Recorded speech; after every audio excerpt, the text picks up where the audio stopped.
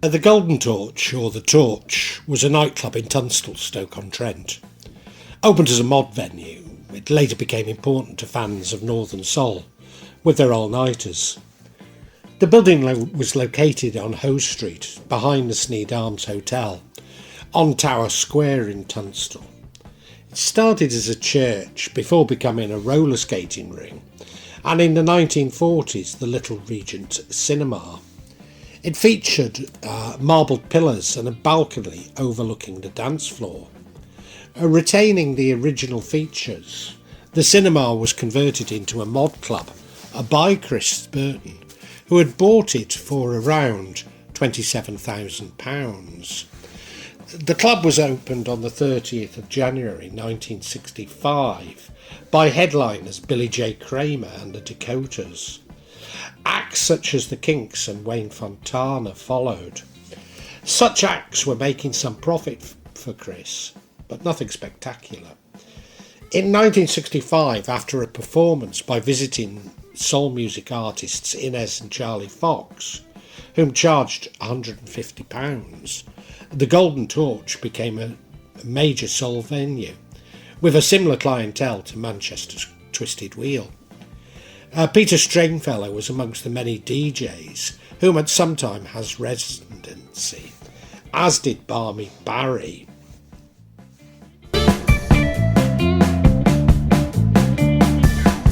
After the closure of the Twisted Wheel in 1971, Chris Burton took up Keith Minshull and Colin Curtis's suggestion of Saturday Northern Soul all-nighters at the Torch, holding its first on the 11th of March 1972. Northern Soul had become popular in Stoke, with many young people going to the Twisted Wheel, which was just over half an hour away by train. Indeed, there was a cadre of young soul fans who all went on to carve out important roles for themselves within the northern scene, the majority of whom were keen Stoke City fans.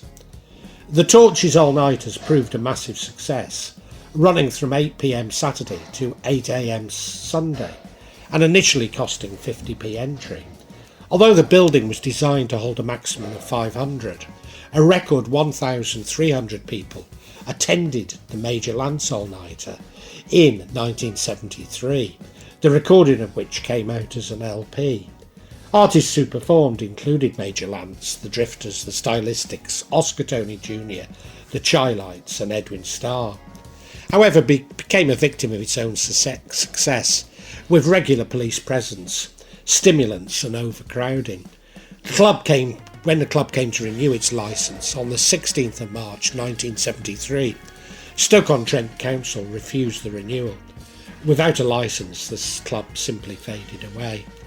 The local press running headlines, Tunstall Club, and I can't say it, but D and ends in G, Centre, certainly didn't help.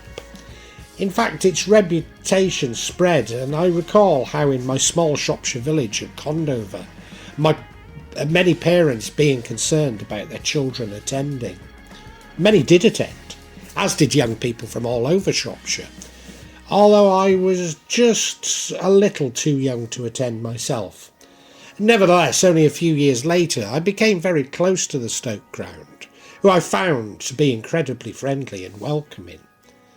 I first visited Stoke to watch Stoke City play Liverpool at the old Victoria ground.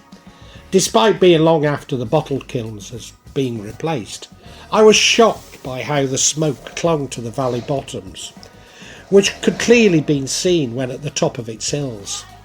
I then became a regular visitor to the city, which I hold with a degree of nostalgia. Perhaps the real problem was that the Torch was located in a largely residential area, and with over 1,000 people descending amongst the terraced houses every week, it was destined to cause tensions. Furthermore, Tunstall is not that convenient by public transport, the nearest station being Longport, a half-hour walk away. The building afterwards burnt down in a fire, following a public appeal by a former club barman and DJ John O'Brien and friend Steve Hoskins. A plaque now commemorates the club on Hoe Street. The closure ultimately paved the way for Wigan Casino, now without any real rivals, to become internationally famous as the UK's foremost Northern Soul club, until the local council antipathy forced it to close in 1981.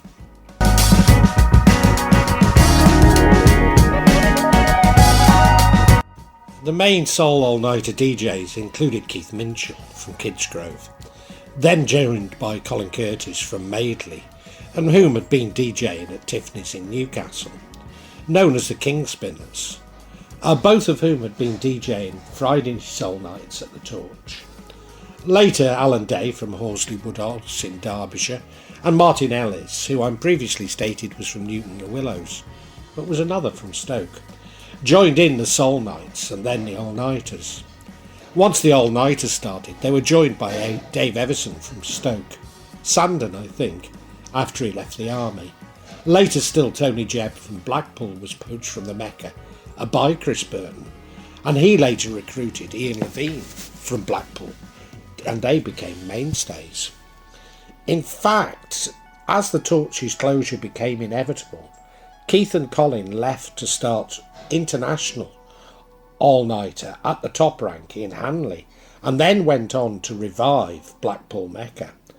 Paradoxically, this left the two Blackpool DJs at the Stoke Club until its closure. With such DJs, it's inevitable that the Torch played some fantastic music, but it was also the dominance of Simon Susan's bootlegs and his own, sometimes humorous recordings, along with out of the past bootlegs. As a result, I don't hold the Torch in higher regard as the Cats or the Macca, perhaps unjustly.